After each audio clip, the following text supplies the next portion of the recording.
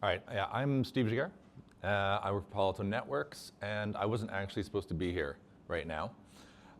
It was originally Michelle. Michelle's not here due to childbirthing situations, so I have jumped in at the last minute. I was given a title, and I thought, cool, I can talk about that. Next Gen Security Horizon, no idea what that means. I was given an abstract, which roughly came down to, oh, it's right there. Adoption, AI, future-proofing, mindset, collaboration, privacy, and then some marketing stuff. I thought, great, I'll just do my own thing, if that's cool. Whipped up some stuff, and the first thing, if you're thinking about future-proofing, my mind went to, I feel like I have to wander so people can see me. There we go, I'll do this. When did I first hear about Kubernetes? Oop, I'm going to do this. Oh, how do I do that? Let's do that. How do I make it go big again? Thank you, magic people who do that. When was the first time I heard Kubernetes? So I first started on 1.10. So hands up if you were before 1.10. Anyone? You are brave. Certainly from a security perspective, it was a little fast and loose back then. I first heard about it.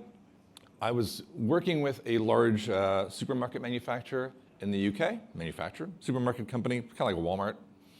And I went in and I was there to architect and make sure that they were doing all the right security things. And one day I went in and they said, Steve, we're going in a different direction. Java's out. And I was like, okay, cool, like that, like where we're going so far. It's all Go. I didn't realize it was a language when they said it. And it's going to be containerized, and we're going straight into Kubernetes. I was like, sure, I know what you're talking about. What? I then left, realizing all my knowledge was now useless. And I invested heavily in understanding Kubernetes and what it was to be secure in Kubernetes, and that is a journey, to say the least. But we are getting there. I was very pleased in 2022.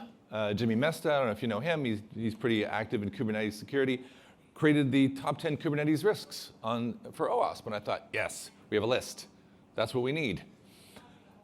Except if you look closely, and this is a direct screen capture from the OWASP site, right? All of this looks pretty good. And then there's just like, this one goes to 11, kind of link at the bottom. Other risks to consider. So it's not just a 10. Those of you in security know this. If you dive a little deeper into the OWASP Kubernetes security cheat sheet, one of the first quotes in there says, no one can track all potential attack vectors for your Kubernetes cluster. What a fantastic pep talk that was.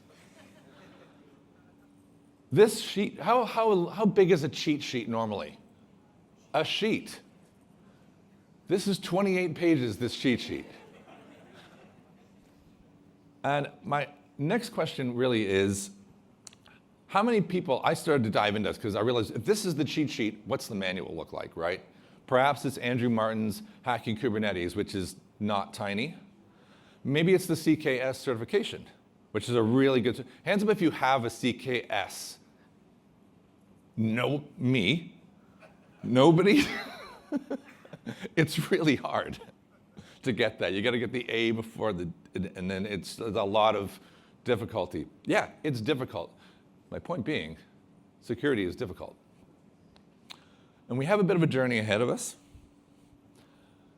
Kubernetes pretty much powers our world. When I first discovered it, people were tiptoeing into it.